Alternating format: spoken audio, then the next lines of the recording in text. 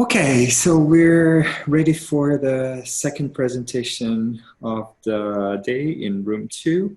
And Shalakha Jain is here with us, and her presentation is Impact on Meaningful Conversation in Teams Toward Designing Ethical Product. So a few words about Shalakha. And she's been designing and developing strategic design solution informed by deep user research for the past 6 years from both a developing and developed country context. She holds 2 master's degrees in design and a bachelor's degree in economics. Her critical and analytic thinking enables her to go beyond the known, find novel connections in complex systems, and synthesize design solutions with strong ethical values. Active listening and photographic memory are her natural strength.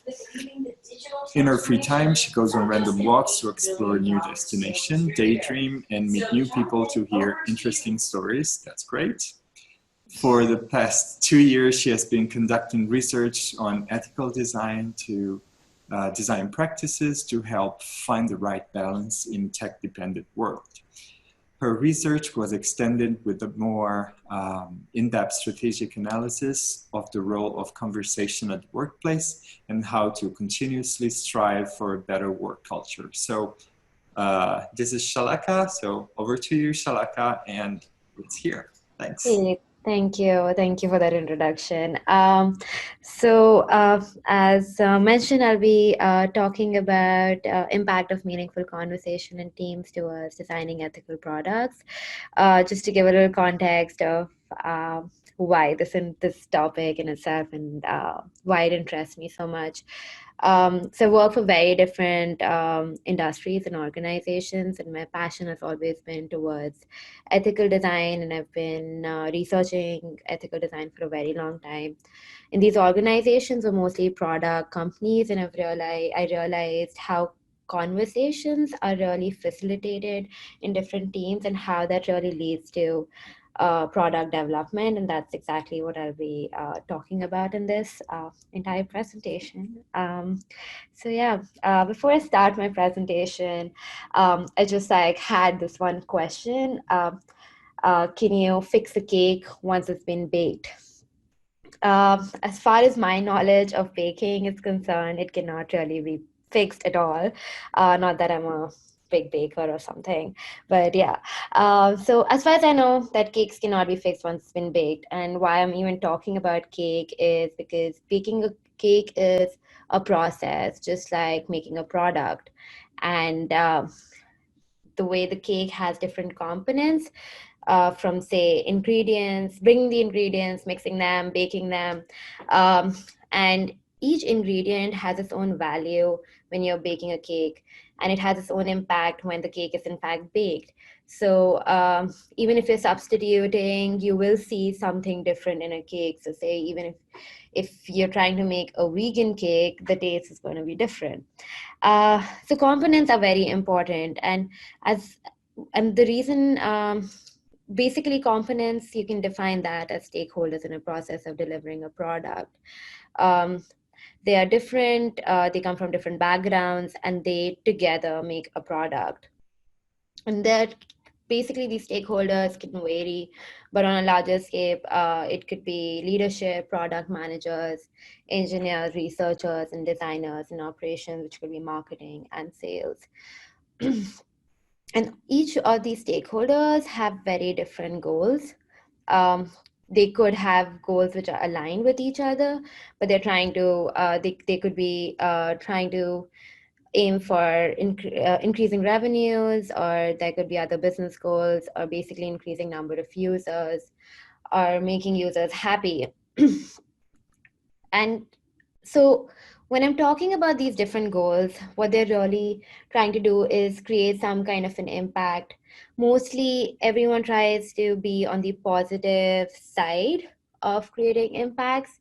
And these impacts can be created in different aspects, which could be technological, environmental, could be related to humanity, society, or politics. And For example, we've been like trying to aim for building better products, and not even talking from a technology point of view, but how we've been seeing how environment has been affected, and now we've been trying to work towards it. So more of what is ethical, what is not ethical, is the kind of impact we can also um, kind of talk about. So as a designer, we try to aim to create positive impact when it comes to humanity, which is particularly users. When I'm talking about users, what we're really trying to do is trying to uphold certain values which could create safer environments for a user, products which could be useful, something that is seamlessly built into a user's life, convenient. And we talk about user-centered design. So it's basically how we've been trying to create this entire impact in users' life, and trying to, um, I would say, create this entire environment around a user, which could create for more ethical designing. But when we talk about these positive impacts, what is really crucial is conversation. So conversation in teams can play a crucial role when we're talking about designing such products and starting point of creating a positive impact. So basically, what it really, this is like a model, kind of a flow, which makes a lot of sense of how we start defining ethics and responsibilities when we start our conversations. That is, how might we create positive impact by questioning what does ethical design even mean and why is it important? And to have such conversations before building or before even starting a product, we need to have such spaces where people can have such conversations, because ethical or responsible design, if I say so, can mean different things to different people as well. And uh, it could at times get uncomfortable. People might not speak about it. So how do you provide such spaces for such conversations? And which leads to, we need very diverse individuals in a room to have such conversations. So diversity really, and I'll be talking through the presentation as well, diversity really doesn't mean just, it can be defined completely differently for different teams or different products that we're aiming to design for. So what does diversity mean, or like redefining what multidisciplinary or diversity means, and how to be successful in creating such teams. um, and these basically, once we have these teams, it again goes back to defining ethics and responsibilities, because as the teams change, they evolve, the culture evolves, and so does these conversations evolve, and every time you need to create a different space for different individuals. And this is kind of a process which keeps evolving in different teams. So when we talk about ethical design, it's and this is like basically defining ethics and responsibilities. It can start from the aspect of starting, what does ethical design even mean?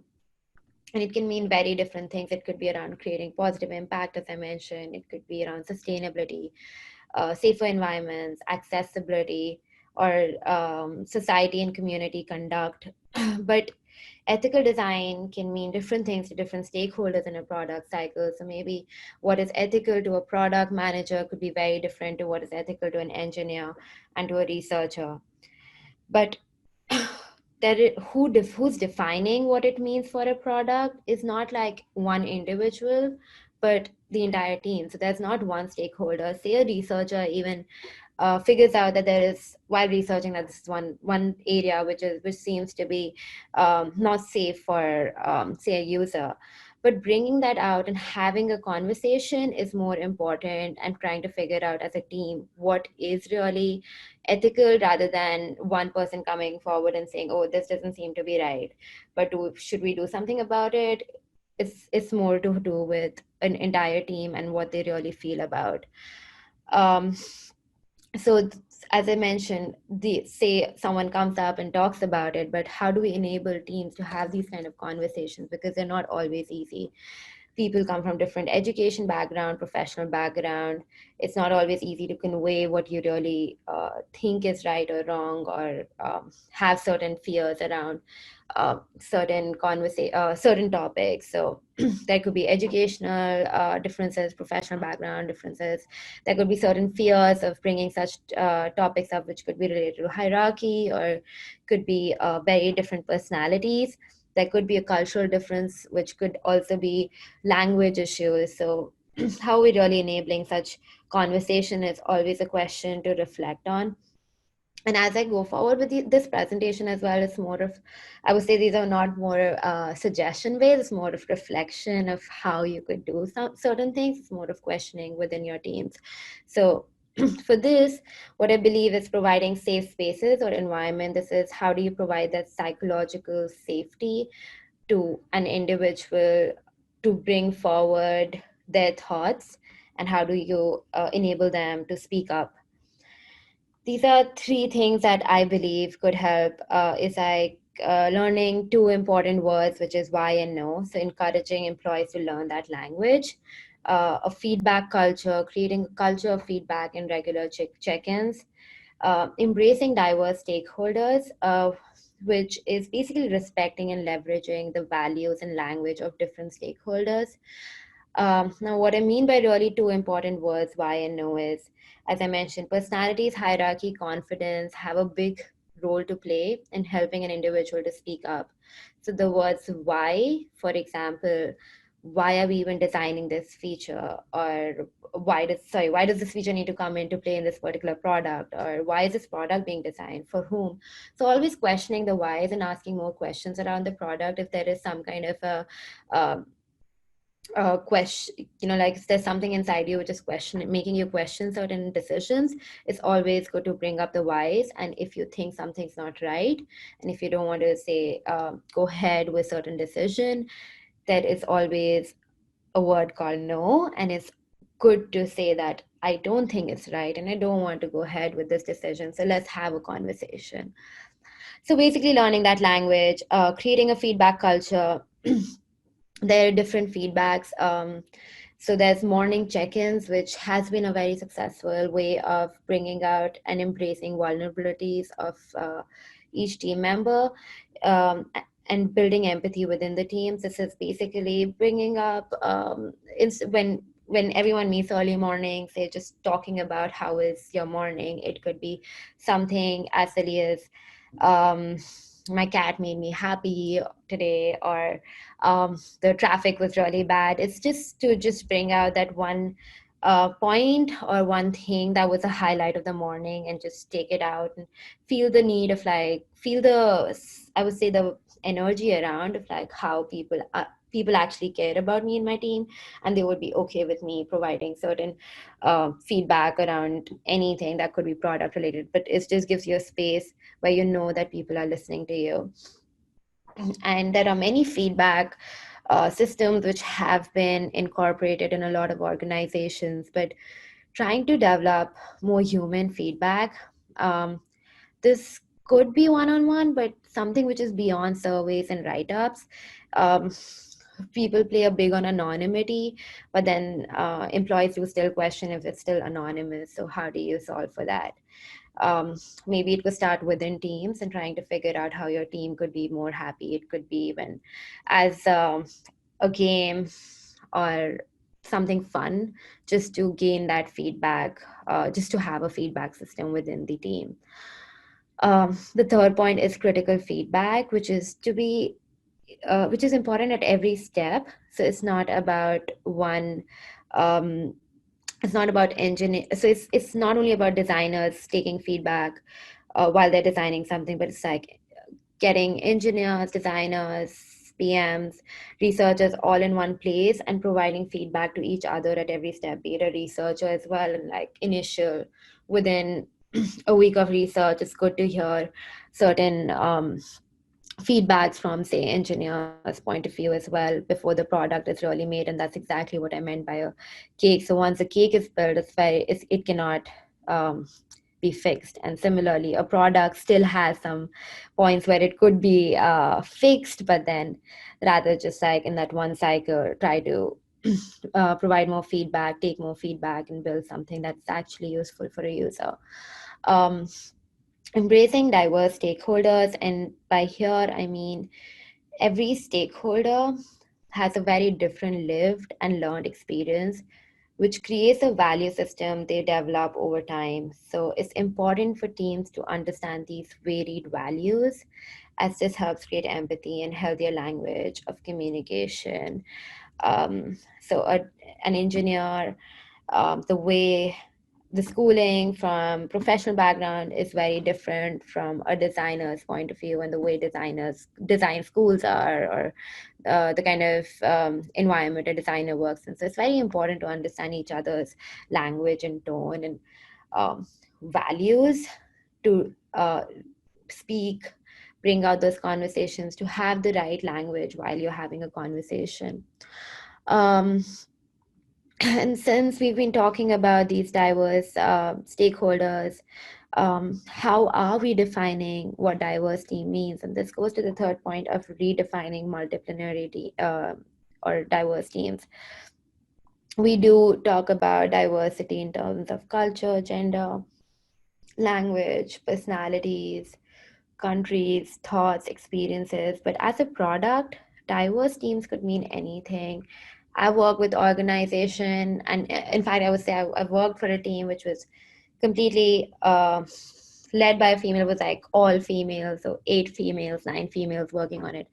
It wasn't something that required a diversity, but then have it was a biased way of going forward because there was no male perspective in it. So it's more of to do with the product and thinking what kind of different diversities are required for that particular product, and questioning of how are we hiring these diverse stakeholders. Do we need to switch from a structure to a fluid hiring process? And by structure to fluid hiring process, I could state an example of, say, we're trying to hire 2 researchers, and the product is focused on for an introvert. Some product which is focused on introverted personalities. Hiring a researcher, going through a structured process would be, oh, resume is good enough, and then a call or a phone call or a video call. And maybe the extroverted researchers would probably do really well, but there could be introverted researchers who could connect to the users that, or provide for, think about methodologies which would actually help um, create empathy towards the actual user, the targeted market. So uh, how do we think about a hiring process and create a space where we can see whom to hire, what is needed, what kind of diversity is needed, and if we need to change our structured methods as well. So do we still want to focus on hiring based on the perfect skills and culture fit? And culture fit being big because organization culture is always evolving, and so is the system and the people. So that's not like we can not always say that we're trying to look for a culture fit, because as people change, culture changes. And as this decision, and it's important because as this entire decision is going to influence who we choose in the system, which correlates to what we design, why we design, and for whom. So basically, what I'm trying to really say is that this lens can enable us to find people. Um, Basically, these 3 are connected to finding ethics and responsibilities. What we mean by that, creating safer spaces and diversity in teams to really building out that product that could be more ethical, having conversations which could basically build up to a product which could be more responsible, I would say. Um, so this is by Josh Spool, tweeted saying that anyone who influences what the design becomes is a designer. This includes developers, PMs, even corporate legal. All are the designers. And everyone has an equal role to step up and address the longing problem. If I will not do it, someone else will. So how do we have that conversation is what is the most important part in a team. So yeah, let's start talking to work towards building more ethical and responsible products. So yeah, that's thank you, and I'm open to taking any questions. Yeah, I guess one point is just like this is things that I have learned so far. It's not some, I wouldn't say this is a blueprint of how actions of conversations can be done. There are many other methods. This is more, and if you saw the entire presentation was based on a lot of questions because what I really was trying to create was create a reflective space, which I did mention between my presentations. It's more to just reflect and think about things like what is ethical or what is responsible in the product. What are we doing to create psychological safety for our team? And the third part being how are we hiring or how are we creating these diverse teams? So just a point of like just reflecting how these things can be better. And I mean, it's more to do with conversations around these topics as well. I can't say that I have the right methods to even say of like how these three things can be done, but it's just a start of conversation and reflection. I would say my presentation was trying to aim to do that. Sure, sure. You are given a lot of interesting information. So I think there's. Oh wait, we do have a question from Adam. Adam is asking, are there any books, resources, or people that have influenced your perspective on ethical design and creating meaningful conversation that you would recommend? Yeah, I've been reading a lot of articles and books so far, but one of the persons I would say inspired me most is this author called Sherry Turkle. She's written a lot around ethical design, and I did for this presentation, I had read a lot around this book called Ruined by Design, which was really helpful to kind of take perspectives on how things are functioning in different organizations. Mm-hmm.